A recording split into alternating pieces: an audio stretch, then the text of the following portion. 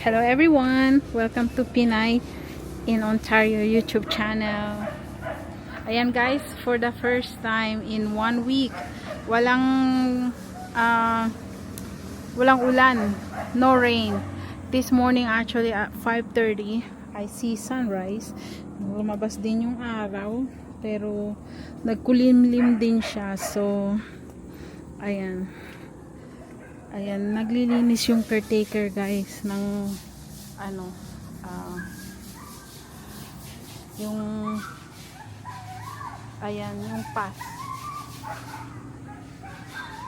Nililinis niya yung path. Ayan, nililinis niya. Ito kasi may lumot na siya. Nagkaroon ng lumot. Minsan muntik pa akong madapa dito. Na-slide ako. So, ayan. Nililinisan yung hagdanan. Ayan. Para hindi madulas. Ayan. Say hi to my vlog. Ayan. Ayan din yung asawa ko, guys. Naglilinis ng motor niya. Kasi daw, masyado na daw madumi yung kasi nga nauulan. Pag nauulan, natatalsik yung dumi galing sa sa ground. So, ano to, Jake? Ano to sa sa paa? Delikado, di ba? Matapang. Yan ba yung nilalagay sa damit? Iba pa po yan. Ah, iba pa yan? Nilalagyan niya ng chlorine yung semento para matanggal yung mga lumot. Kasi delikado pag nadulas.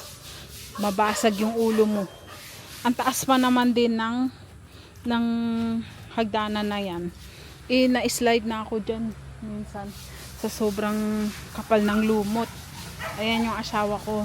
Naglilinis ng kanyang motor. Kasi nadudumihan pag umuulan. Ayan. Makes no sense you clean the tires now. If it rain later, it's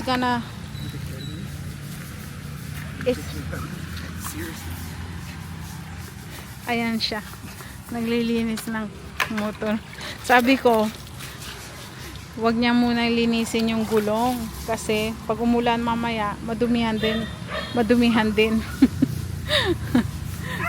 Ayan. Yan guys, ngayon walang ulan. Ang ingay ng ng mga aso. Yan yung kahapon guys. Ito kahapon. Parang ilog ito guys. Ito. Para siyang ilog. Dito. Siguro parang mga almost knee high. Hanggang sa tuhod na kahapon. Hanggang dito na yung tubig kahapon. Konti na lang ang maabutan na yung kotse. Pero swerte pa rin kasi hindi kagaya ng iba talagang napinsala. Ang daming napinsala sa bagyong ito. Kasi 3 ba naman sa isang linggo? Within 1 week, 3 yung dumating. Kaya yun. Ang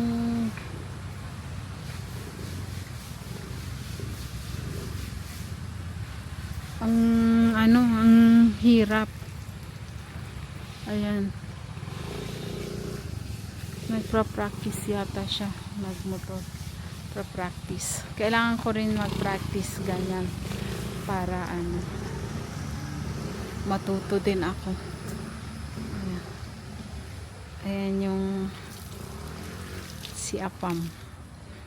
Ang sipag-sipag. Nililinis. Ayan. Punta sana sila bukas sa Kalapan. Kukunin yung parang yung motorcycle driver's license niya. Yung pinaka driver's license niya pang 4-wheel lang. Nag-convert kami 3 weeks or more ago. Nagpunta kaming Kalapan. Kinonvert namin yung international driver's license namin two four-wheel, parang yung international, paano ba i-explain, yung four-wheel na international, kinonvert namin. Ang alam namin, pwede na siya mag-drive ng motorcycle. Hindi pa pala, yung conversion niya is for four wheels lang. Kung ano yung dinadrive mo dati, yun lang yung conversion niya. So, parang naging useless yung conversion niya kasi hindi ka rin makakadrive ng motorcycle. So, sa Sunday, dapat bukas, pero parang masama pa din yung panahon bukas. So, sa Sunday na lang balik kami doon at kukunin niya yung parang mayroon silang course, motorcycle course. Pag napasa mo yun o nakuha mo yung certification, punta ka ulit sa LTO para doon na yung LTO, tapos magte-test ka. May parang exam pa sa computer, yung mga basic lang naman. Tapos pagkakuha mo ng test, doon ka na mag-a-add ng code. Parang meron pang code, parang code A, yung dito sa Pilipinas, parang code A para sa motorcycle. Ayun. So, pagkatapos mong mapasa lahat-lahat, yun, bibigyan kanila ng another driver's license na may code para sa motorcycle. So, yun. Sana napaliwanag ko ng maayos. Pero yun. Akala kasi namin pag convert na okay na sa motorcycle, hindi pa pala. So parang the same lang, kahit nasa Canada ganun din, iba din yung code ng motorcycle, iba din yung code ng four wheel. So pag gusto mo ring mag-drive ng motorcycle, magpapadagdag ka rin ng code sa license mo. Ayan. Bumili kami niyan kasi mas easier to parang kasi yan yung mode ng transportation talaga dito sa Pilipinas is motor. So parang easy ka makapunta sa kung ano kasi nung lumipat kami dito, puro lakad. Sa Cebu naman masyadong busy yung road nila, kaya parang it makes no sense kasi mas darating ka pa ng mabilis maglakad ka kaysa magmotor ka sa sobrang traffic talaga, parang bumper to bumper, doesn't matter, kahit walang okasyon, talagang busy talaga sa Cebu. Kaya yun, at saka naman sa Cebu, yung condo na inuupahan namin is lahat na nandoon sa baba, may grocery store, dami ng mga restaurant, kaya you don't need motorcycle dito kasi yung pupuntahan mo, although dyan sa labas na yan, lalo na yung puting bahay na yan, ewan ko kung nakikita yung merong dyan, bilihan ng mga karne, manok, ganun, gulay, lahat parang nandyan na. Ang wala lang sa kanila isda.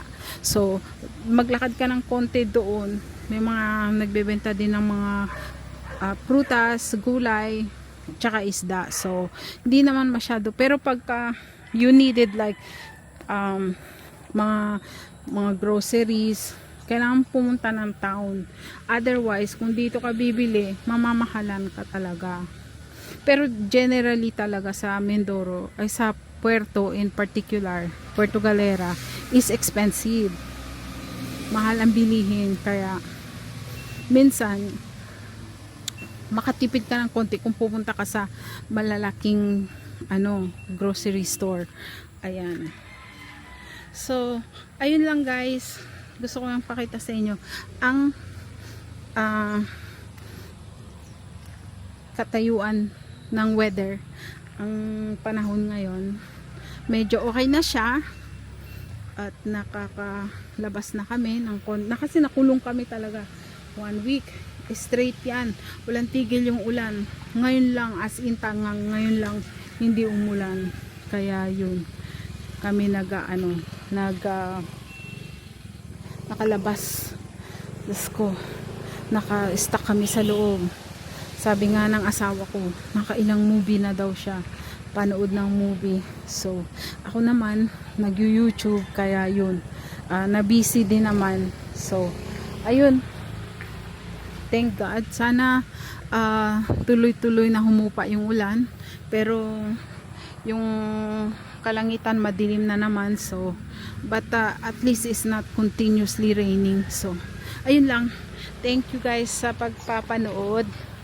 I hope you like this video, and please comment, share, and subscribe. Pinay in Ontario. Bye!